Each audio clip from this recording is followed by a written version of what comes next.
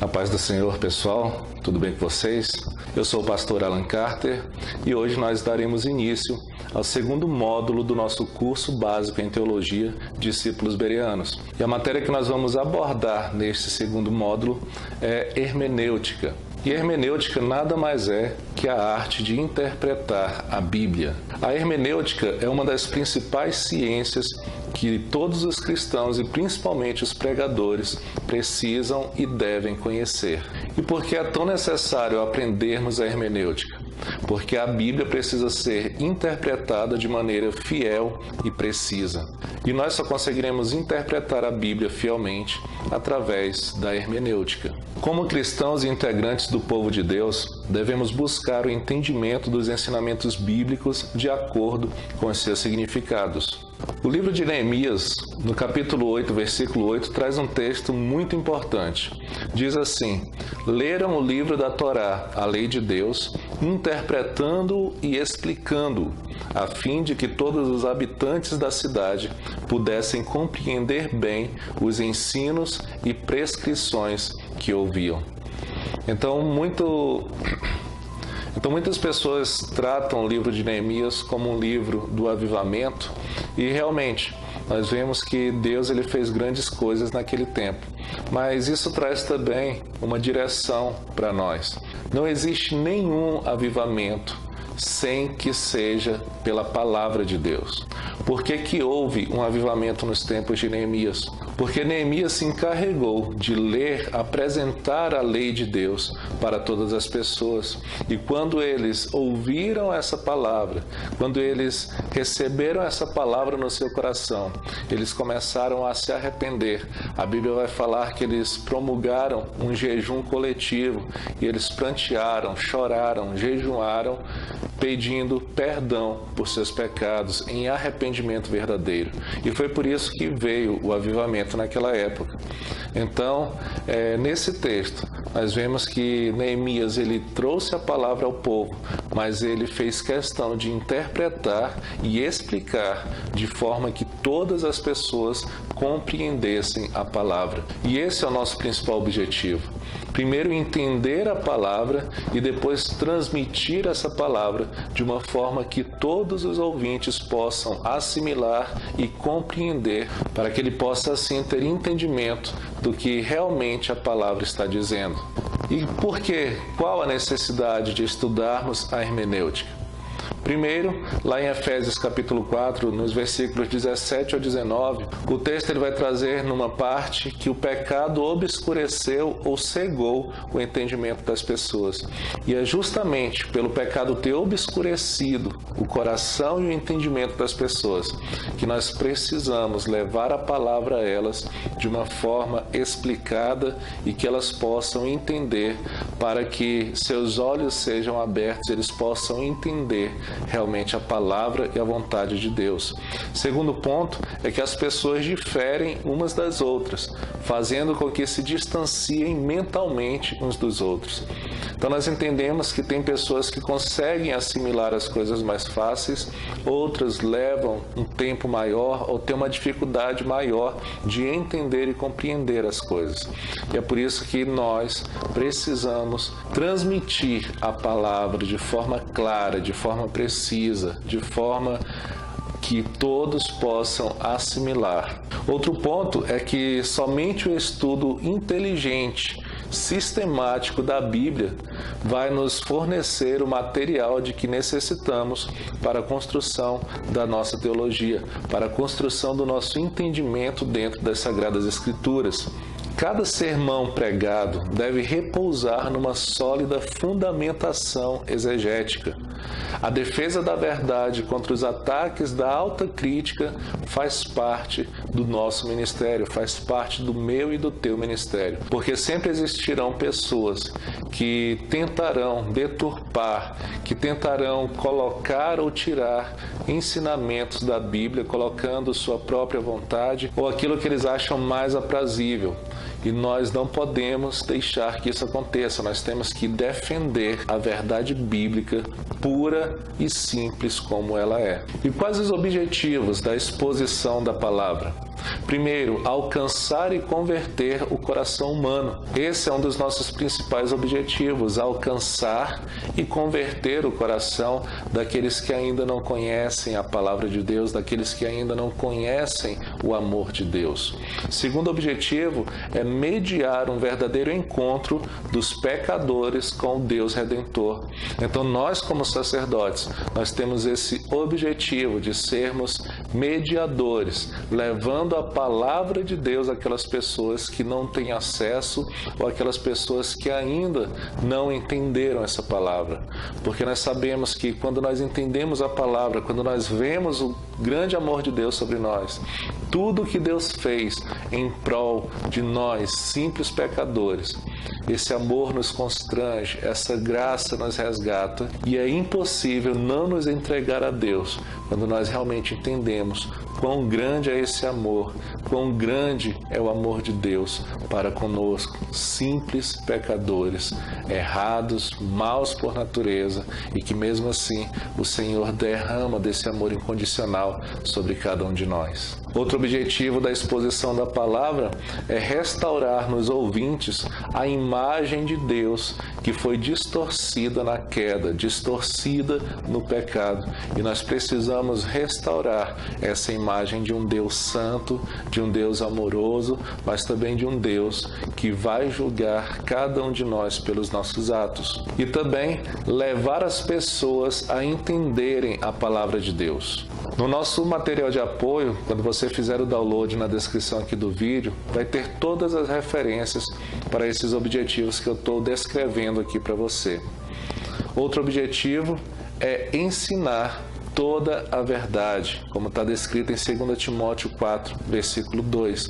Nós precisamos ensinar toda a verdade, sem fazer acepção de pessoas e sem omitir nem acrescentar nada à palavra de Deus. Já que falamos dos objetivos da exposição da palavra, agora devemos tratar dos objetivos da hermenêutica, que primeiro é levar a pessoa a compreender e interpretar o que pretendem comunicar os escritores humanos e o autor divino das Escrituras.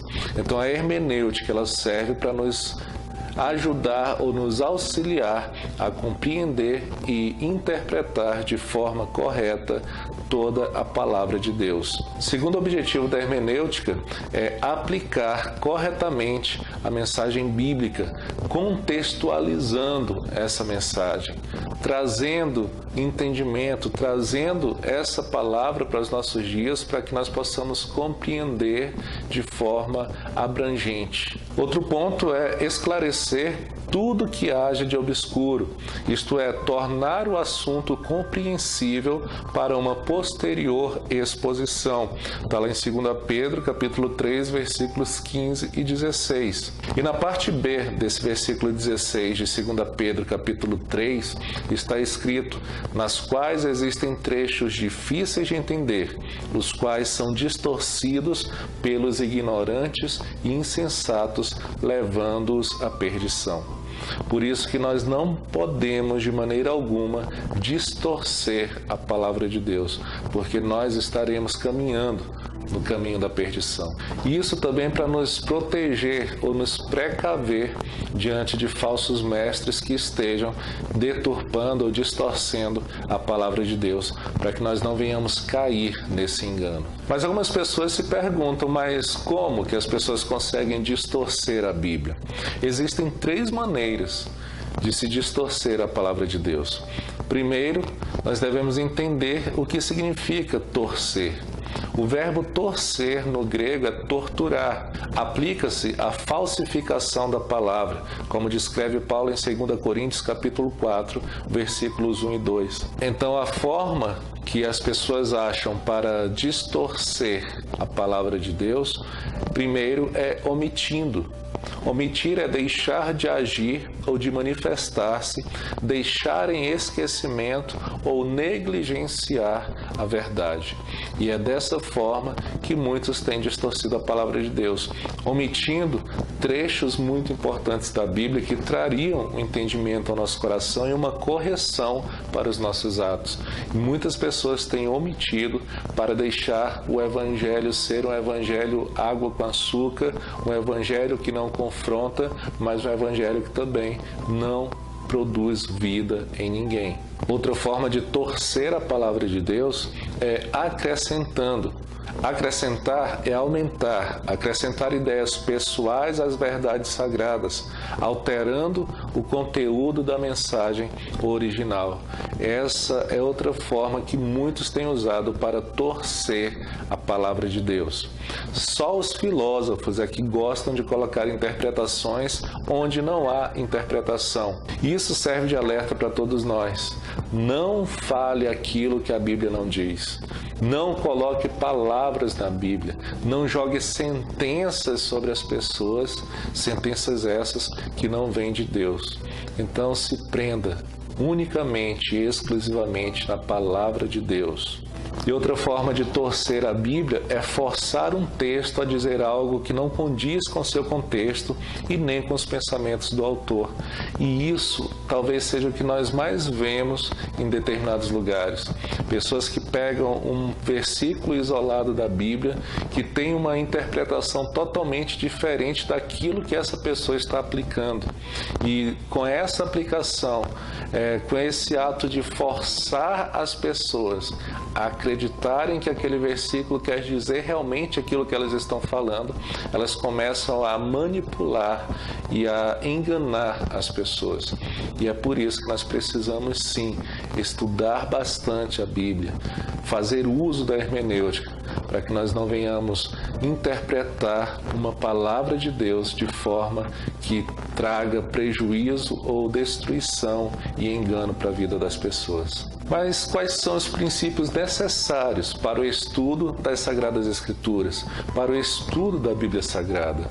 Primeiro é lançar mão da fé.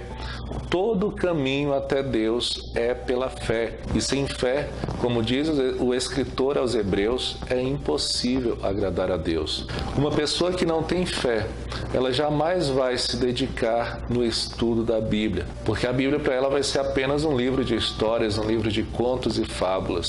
Mas nós sabemos que a fé, ela traz a verdade de Deus para a humanidade. E para estudarmos a Bíblia, o primeiro fator, o primeiro princípio que nós temos que ter é a fé. E o segundo é abrir mão da razão, porque a razão é limitada. Ambas, fé e razão, elas andam juntas até certo ponto. Contudo, a razão pode ser um obstáculo pela fé. Existem acontecimentos na Bíblia e existem até acontecimentos do nosso dia a dia, da nossa vida cristã, da nossa caminhada cristã, que nos acontecem certas coisas que para muitas pessoas parece loucura, parece fantasia, parece mentira quando nós contamos. Mas só quem realmente já teve uma experiência sobrenatural com Deus é que sabe que Deus age de formas surpreendentes. E se nós olharmos apenas pela razão, nós não conseguiremos entender aquilo que Deus fez, aquilo que Deus faz e aquilo que Deus vai fazer. Falamos de princípio para estudar as Sagradas Escrituras, mas é necessário também falar dos elementos fundamentais para o estudo das Sagradas Escrituras. Primeiro é reconhecer a inspiração da Bíblia, porque a Bíblia ela contém vida em cada versículo. Os escritores foram inspirados, orientados pelo Espírito Santo. E como nós já falamos na introdução bíblica, inspiração significa influência sobrenatural do Espírito Santo. Outro elemento para o estudo da Bíblia é admitir a unidade e diversidade na Bíblia. Unidade não significa igualdade, mas devemos considerar a Bíblia por completo, tanto o Antigo Testamento como o Novo Testamento. Eu tenho visto pessoas que não gostam do Antigo Testamento, ou outras não gostam do Novo, mas a Bíblia é um conjunto completo. E não há como a gente separar Antigo e Novo Testamento porque eles estão entrelaçados na história. Não conseguimos entender o Novo Testamento sem compreender o Antigo. E não conseguimos ver o cumprimento do Antigo Testamento sem o Novo Testamento. Então nós precisamos considerar a Bíblia por inteiro. Há uma unidade e harmonia em todos os 66 livros da Bíblia, como nós já falamos aqui no módulo de introdução bíblica. Do Gênesis ao Apocalipse, a Bíblia se completa.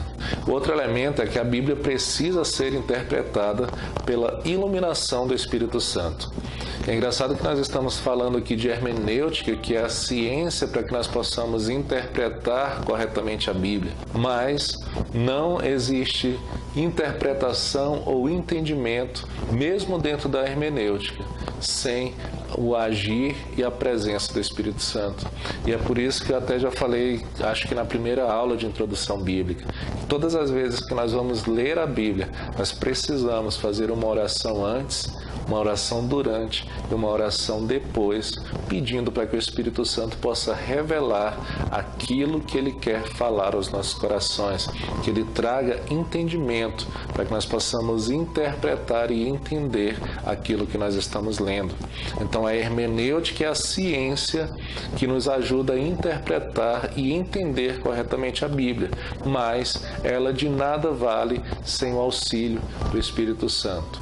Então a hermenêutica é a ciência que nos ajuda a interpretar e entender as Sagradas Escrituras, mas nós precisamos, acima de tudo, da iluminação do Espírito Santo de Deus. Lembre-se que as interpretações têm autoridade divina somente enquanto estão em harmonia com os ensinos da Bíblia como um todo. O Espírito Santo é o professor. Então a interpretação, se ela não está em harmonia com toda a Bíblia, com toda a Escritura, ela perde a sua autoridade. E o outro elemento fundamental para o estudo das Sagradas Escrituras é entender que a Bíblia interpreta a si mesma. A Bíblia é autoridade em si mesma.